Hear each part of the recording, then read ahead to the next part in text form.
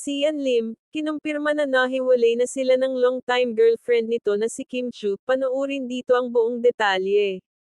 Nitong mga nakaraang buwan ay umugang ang balitang hiwalay na umano sina kapamilya actress Kim Chu at kapuso star Sian Lim. Bagaman hindi pa naglalabas na opisyal na pahayag ang dalawa hinggil sa tunay na estado ng kanilang relasyon, tila isang kumpirmasyon mula kay Sian Lim na masasabing hiwalay na talaga sila.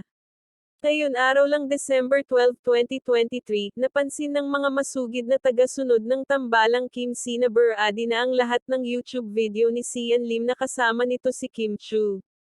Matatandaan na maraming travel vlogs sila ni Kim Chu na uploaded sa kanyang YouTube channel.